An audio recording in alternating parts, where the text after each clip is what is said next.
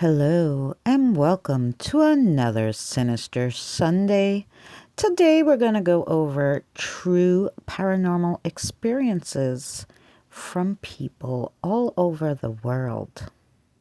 Whether or not you believe in the paranormal, the people who report having these experiences are certain that when it comes to paranormal activity, they've experienced something they simply cannot explain. This first story is called The Haunted Ventriloquist's Doll. Our storyteller, Marty, says she was a child back in the 90s, and she was a fan of the ventriloquist Edgar Bergen and his dummy sidekick, Charlie McCarthy.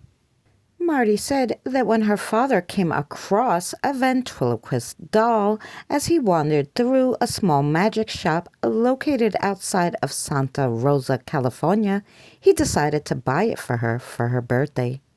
While ringing up the sale, Marty says the cashier gave her father weird vibes and said to him, "You know, when you put your hand inside the doll, he's going to come alive." Laughing off the comment, he bought the dummy home for his daughter. According to Marty, she was over the moon when her dad gave her the doll, saying, "I was so happy when I got the doll, I was obsessed." But before long, strange things began happening. Though impossible because the doll's head was made of hard plastic, she says its expression would change, including his smile. Worried something would happen to her precious dummy, Marty's family shut it away in a cupboard most nights. One night, she and her family were awakened by the pitter-patter of steps in the living room.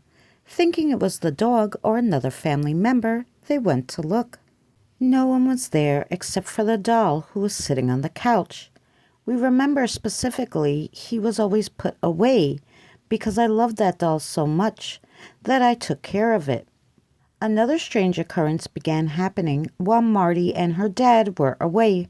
Her uncle was alone in the house. The uncle says he heard Marty's father calling his name from the living room, even though he wasn't home.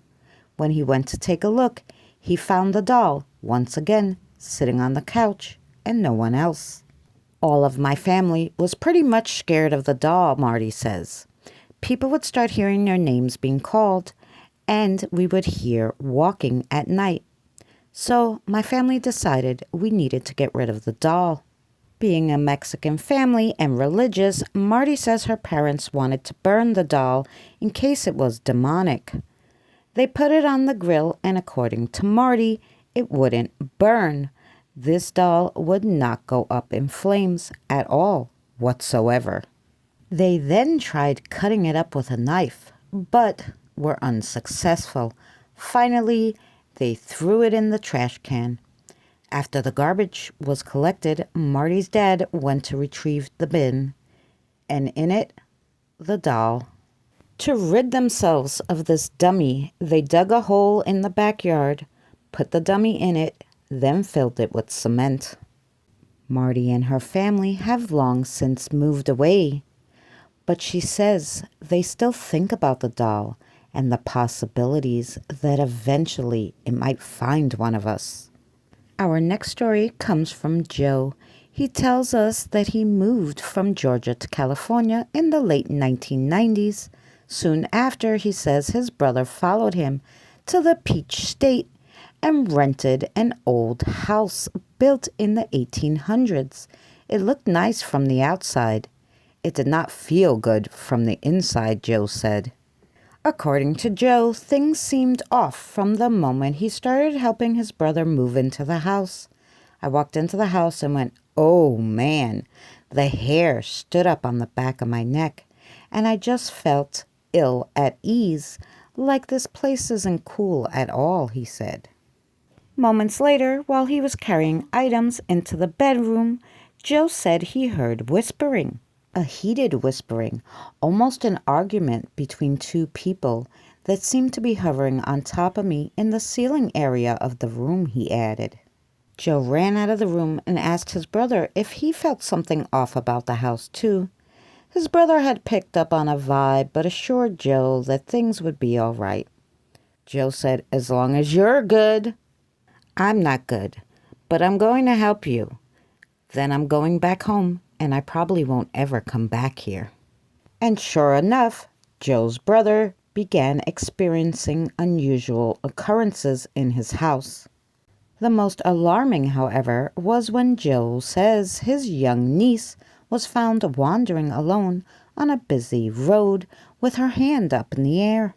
Police and other agencies were called to investigate the incident, and when asked, his brother's 4-year-old explained that she'd gone for a stroll with the old lady that lives there.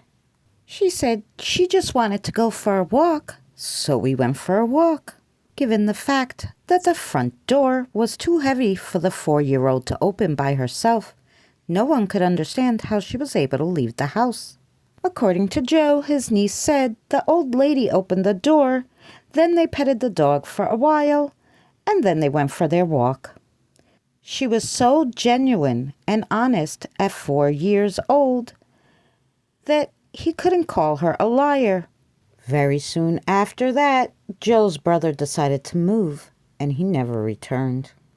Do you have a paranormal experience you wish to share? Please contact me on Messenger, and I'll be happy to share your story.